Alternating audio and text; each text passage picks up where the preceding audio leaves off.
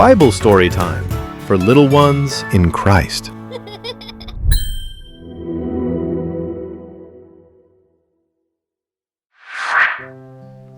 Hi குட்டீஸ், மீண்டும் உங்களை பைபிள் ஸ்டோரி டைமுக்கு அன்போடு வரவேற்கிறேன்.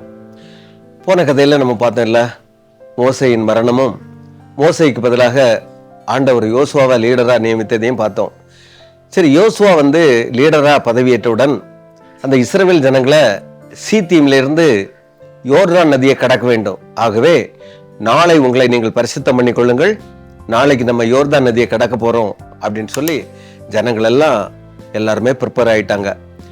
அப்போ உடனே யோசுவா ஆசாரியர்கள்ட்ட போய் சொல்லி, நீங்கள் உடன்படிக்கை பெட்டியை தூக்கிட்டு வரணும், நீங்கள் தான் யோர்தான் நதியில் நிற்கும் போது ஆண்டவர் யோர்தான் நதியை பிளக்க செய்வார் என்று சொல்லி, அதே மாதிரி ஆசாரியர்கள் உடன்படிக்கை பெட்டியை தூக்கி கொண்டு யோர்தான் நதியில கால் வைத்த உடனே அப்படியே யோர்தான் நதி அப்படியே குவியெல்லாம் நின்றுச்சு.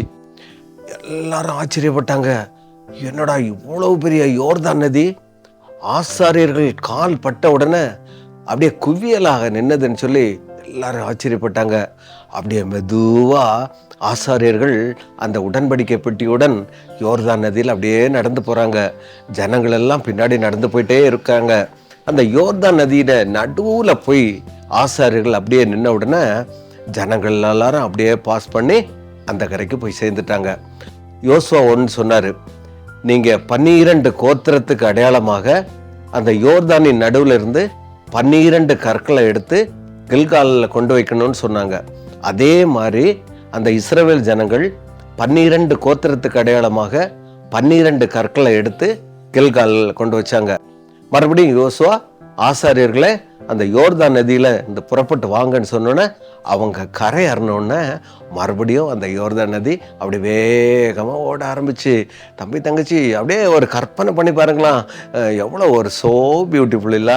எவ்வளோ பெரிய யோர்தான் நதி ஆண்டவருடைய வல்லமையினால ஆசாரியர்கள் அந்த உடன்படிக்கை பெட்டியை சுமந்த நேரத்தில் யோர்தான் நதியில் கால் வச்ச உடனே அந்த நதி அப்படியே குவியலாக நிற்கணும்னா அந்த சராசரத்தை படைத்த நம்முடைய ஏசப்பா எவ்வளோ வல்லமுள்ளவர் தெரியுமா?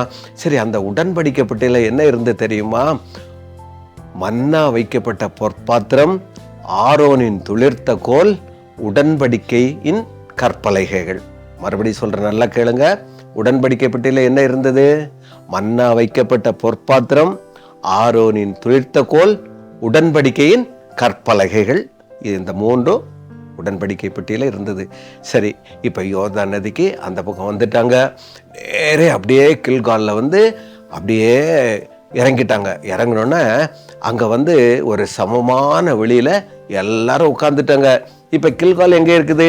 கானான் தேசம். பாரு தம்பி தங்கச்சி, இஸ்ரவேல் மக்கள் எகிப்திலிருந்து புறப்பட்டு அநேக பாடுகள் மத்தியில் வனாந்தரத்தில் வரும்போது அவங்களுக்கு தண்ணி கிடைக்கல. ஏசப்பா தண்ணி கொடுத்தாங்க. பகல் மேகஸ்தம்பம், இரவுல அக்னி ஸ்தம்பம், அதுக்கப்புறம் செங்கடலை கடந்தாங்க, அப்புறம் காடை கொடுத்தாங்க. எல்லாம் கொடுத்து மறுபடியும் அவங்க யோர்தானை கடந்து இப்போ கில்காலில் என்ன பண்ணிட்டாங்க? பாளையம் இறங்கிட்டாங்க. கில்கால் எங்கே இருக்குது? கானான் தேசம் வருது. அங்கே எரிகோவின் சமனான வெளியில் எல்லாரும் உட்காந்து அன்றைக்கு 14ஆம் தேதி பஸ்காவை கொண்டாடுறாங்க. முதல்ல எங்க பஸ்காவை கொண்டாடினாங்க? எகிப்திலிருந்து அந்த பார்வோன் ராஜா இஸ்ரவேல் ஜனங்களை தேவனை ஆராதிக்க அனுப்பின அன்னைக்கு என்ன பண்ணாங்க? பஸ்காவை கொண்டாடினாங்க இல்ல? அதே மாதிரி அந்த கானான் தேசத்துல கால் வைத்த உடனே அவங்க பஸ்காவை கொண்டாடினாங்க. பஸ்காவை கொண்டாடின உடனே மறுநாள் காலையில அந்த கானான் தேசத்து தானியத்தை புசிக்க ஆரம்பிச்சிட்டாங்க. வானத்திலிருந்து மன்னா நின்று போயிடுச்சு. தம்பி தங்கச்சி யோசித்தவர், 40 வருஷம் அந்த வனாந்தரத்துல அவங்களுக்கு காடையும் மன்னாவும் கொடுத்த தேவன் உங்களை கானான் தேசத்துக்கு கொண்டு போன்னு சொன்னாங்கல்ல, அதே மாதிரி கானான் தேசத்துக்கு கொண்டு அந்த எரிகோவின் சமனான வெளியில பஸ்காவை கொண்டாடி தானியத்தை புசிச்சாங்க. வானத்திலிருந்து மன்னா நின்று போயிடுச்சு.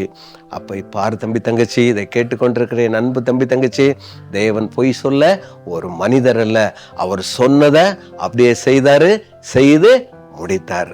சரி, இந்த நாளுக்குரிய வேத வசனத்தை நம்ம கற்றுக்கொள்வோமா? எல்லாரும் சேர்ந்து சொல்லுங்க பார்க்கலாம்.